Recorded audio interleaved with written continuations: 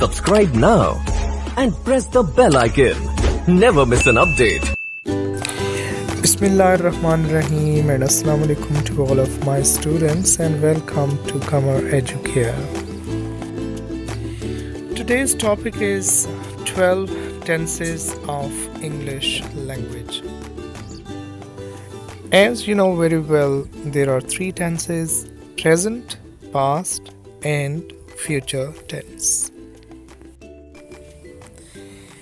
These 3 tenses are divided into 4 further divisions: indefinite, progressive or continuous, and perfect continuous.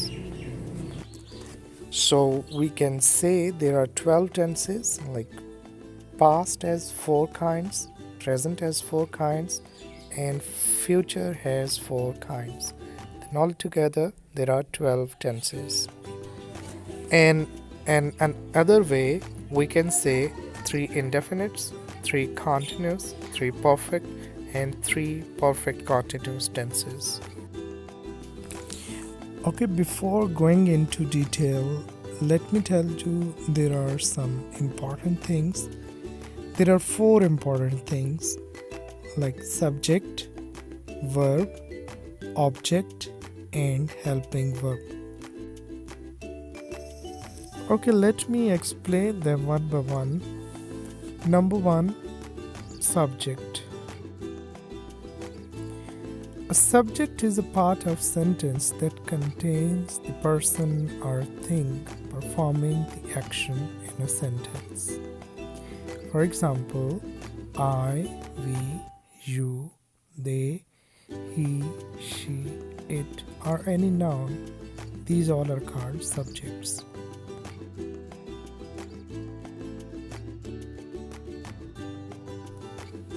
Okay, verb. Verbs are words that show an action or an activity. For example, to eat, to go, to watch, to see, etc. He reads book. In this sentence, reads, that is a verb. Object. Generally, we use the word object to talk about the thing or a person that the action is done to, or the one who receives the action. For example, he reads book. So book is object. Helping verbs. Helping verbs are verbs that are used in a verb phrase to show tense or to form a question or a negative sentence. There are some examples of helping verb: do, does, did, is, am, are, will, shall, etc.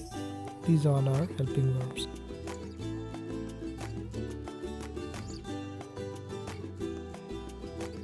Okay, let's get started. Episode number 1. In episode number 1, we will discuss 3 parts: present indefinite, part 1, past indefinite, part 2, and future indefinite tense, part 3. Part 1, present indefinite tense. Present indefinite tense is used to express simple action, to express the habits, to express the universal truth, and to express the future events.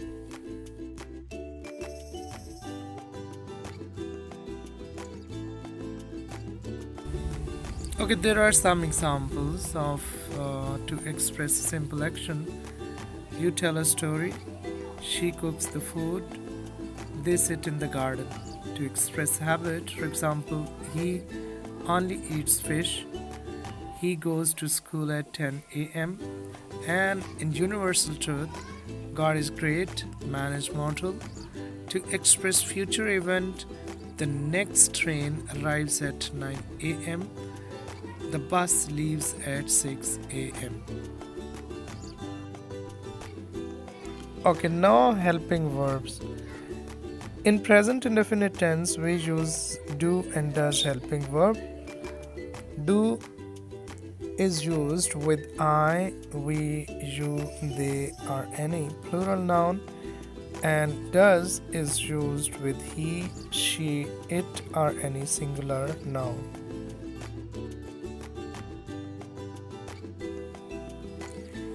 How to make sentences? I have divided all subjects into two, like I, we, you, they, and plural nouns, and he, she, it, and singular nouns. So in first category, simple sentences, subject, first form, then object, negative, subject, do not, first form, then object, interrogative, do, subject, first form, object, and at the end question mark. If subjects are he, she, it, or any singular noun, then in simple sentences, subject, first form with SRES plus object, negative, subject, does not, first form, then object, and in interrogative, does, subject, first form, object, at the end question mark. Okay, now we see the details with the examples in simple sentences. If subjects are I, we, you, they, or any plural, then read book. We will add just first form of the verb.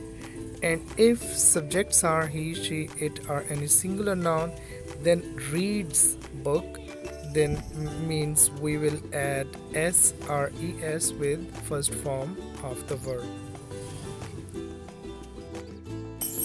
Okay, there is a note when the verb ends at these all letters like O, X, double S, SH, CH, then we will add ES, otherwise we will just add S. Okay, now you can see the negative and interrogative sentences as we have divided I, we, you, they, and plural, and he, she, it, and singular. With I, we, you, they, we will add do, and with he, she, it, we will add does. Okay, now WH words. WH words used to introduce question. Actually, these words starts with WH, and these are called reasonal words also.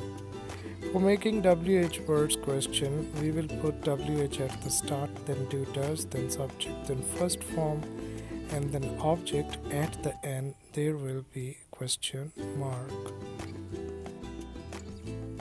Okay, dear students, one thing very important. WH words are used before do or does in interrogative sentences, but never use do or does with who. For example, who knocks at the door, who speaks English. Thank you very much. This is all about present indefinite tense. Part 2. In part 2, we will discuss past indefinite tense. Past indefinite tense or past simple tense, or sometimes it is also called preterite. And in modern English it is called the basic form of past tense. Past indefinite tense is used to indicate the finished or completed action that occurred at the specific point in time in the past. Did is helping verb of past indefinite tense. In simple sentences we use second form, negative, and in interrogative we use first form of the verb. And how to make sentences in simple sentences? Very simple, means subject, then second form, then object. And in negative sentences, subject, did not, then first form, then object, and in interrogative, did at the start, then subject, first form of the verb, then object. At the end, there will be question mark. Okay, in WH questions, we will add WH word at the start, then did, then subject, then first form, then object, and at the end question mark. And the same rule as in present indefinite we followed, we will not use did with who. Okay, examples of past indefinite tense. I wrote a story. I did not write a story. Did I write a story? Why did I write a story? And who wrote a story? Okay, that's all about past indefinite tense. Part 3. Okay, future indefinite tense. Future indefinite tense is used to express an action that has not taken place yet and will take place in the future. Okay, helping verb will and shall is used in future indefinite tense. Will is used with you, they, he, she, it, or any singular or plural noun, and shall is used just with I and we. Okay, in modern English, just will is used. We will not use shall with any kind of subject.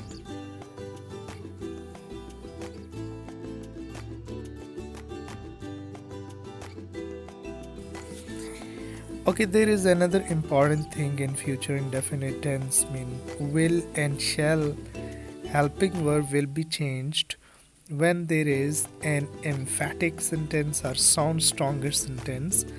For example, if I say हम खाना ज़रूर खाएंगे, then we will not add shall with we. We will say we will eat food. Okay, तुम वजीफ़ा ज़रूर हासिल करोगे. You shall get scholarship, not will get scholarship.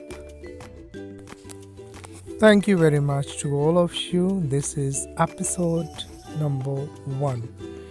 If you have any kind of question, any kind of inquiry, then you can ask me in comments. Then I will give you detailed answer.